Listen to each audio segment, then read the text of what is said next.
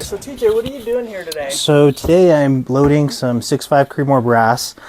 Just got a whole box from 𝐁𝐿. Right now I'm in the stage of cleaning my old brass, which is here in the brass cleaner, and this is just corn cob media. There's other kinds of medias. It's kind of personal preference of whatever you want to do. And let's see if we can find one here. And this is what it looks like. Almost looks brand new. Originally when it went in, it was all covered in powder and just dirty. Even the primer pockets. You still got to get in there, kind of get that media out and clean her up a little bit. How long does it take to clean a cartridge? It depends. So for these were in here only an hour, and they were really, really dirty, and they look really good. But my last load, I did have to leave in there for about 2.5 hours. I spaced it out a little bit. So this is the sifter for all the kernel. Yep. So, and you just take this, spring loaded, and flip it over, and just tumble it out. So what's this thing called right here? So this is going to be your press. This is kind of where a lot of the magic happens. So right now we have our resizing die in here, and in here hopefully you kind of see it, but you have this one. I got a different carbide button. That's what that larger portion on that stem is, and what that is going to resize your case mouth. So when it comes in, it's going to go push past that button, open up your mouth, and that way you'll have hopefully a uniform circle. Sometimes you are unlucky and you can damage your case mouths and you have to put a little bit extra work into it. So this right here is actually going to uniform your pocket, so when your primer sits, it's consistent every time. Because you can have issues of where you put your primer in, but the pocket might not be quite even, so it could be sticking up to one side. Which can, cause issues because the way you want it to burn is evenly all the way through. And if you strike it maybe if it strikes the left side before igniting the right side, it'll have a weird charge. And honestly, on my first time I ever reloaded, I did have that issue, and I keyholed really, really bad with my 35 Whelen. So this is what we got going on here. These are the projectiles I'm using from 𝐁𝐿 as well. So from here, what I'll do is hopefully turn this into that, and from there my first step would be take this fancy tool right here.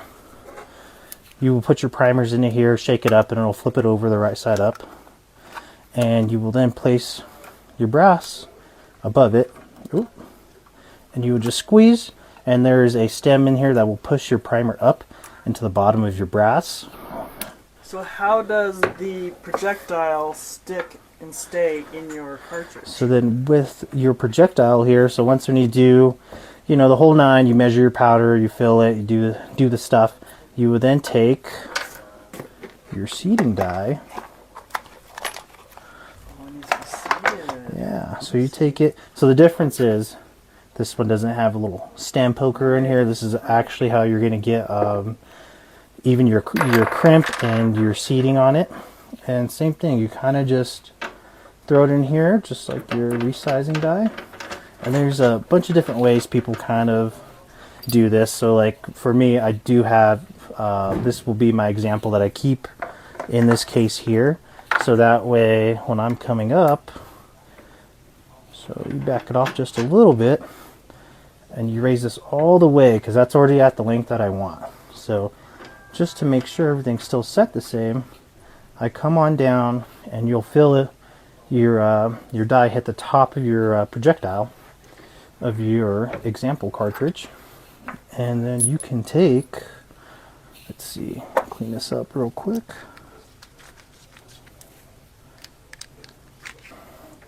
You could do it one at a time, or how I like to do it is I like to do kind of one step at a time. So I like to, like I'm doing here, I am just taking them and I'm resizing them all, and then I'll move on to the next step, which would be cleaning up the case mouth and making sure I have a nice good rim for my cartridge to seat into. I like to use H4350. You just pour it into here,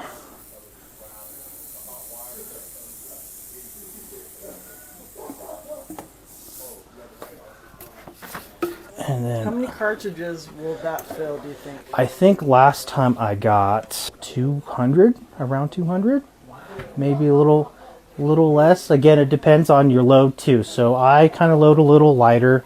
I'm pushing about 2,500 feet per second, and I'm doing, I think I still have it set, 37 and a half grams.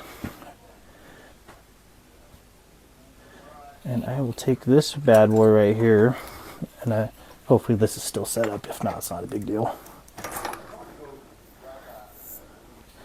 So boom, you could dial this in by turning this either clockwise or counterclockwise, and it'll kind of get you a starting weight. And what you'll do is then come onto here, just like your standard scale. So yeah, it looks like it's a little bit heavier from when I last used it last week, but then here's when you start dialing in your loads and you try to, reach for your consistency. And let's say we were under, you would take your powder trickler, and I put about 2 drops into there. It's usually enough. And move that out of the way. So let's say you were just a little bit under. So this will actually drop. And that's how you could kind of dial in, not kind of, that is how you dial in your load if you choose to. A lot of like PRS guys who are very, very specific on how they want stuff loaded, this is how they will do it.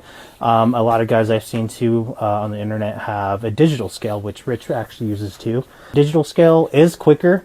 But some guys, are still kind of stuck in this way because they feel it's more accurate, more consistent, which I also have personally seen.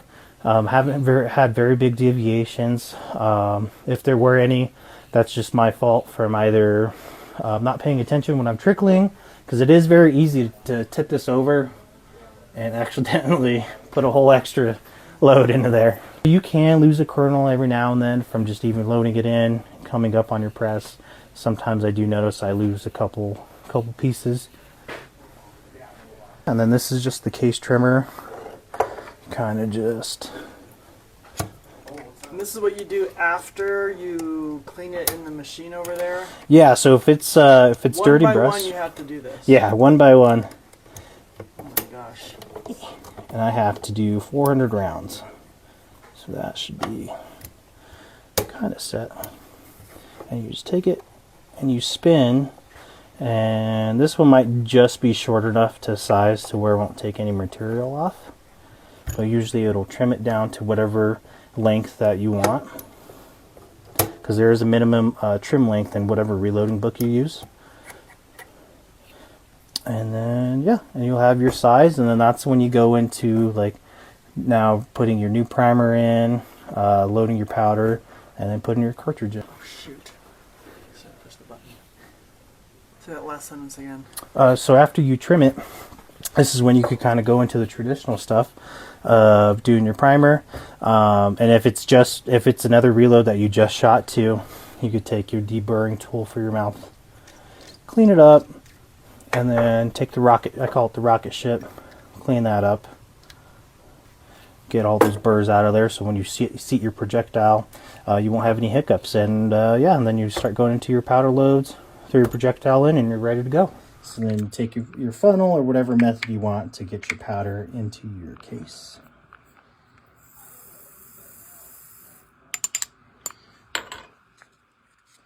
Come on over here to this guy. And come on up.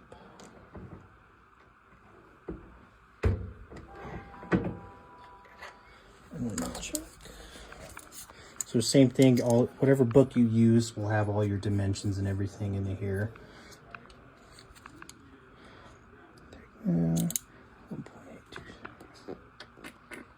Next case length 1.920. Let's see if we're... Yep, looks like we're on it. And that's it. That's how you go from this to this in just a couple easy steps. For anybody that's interested, please contact us and take a reloading class from us here at LT Arms.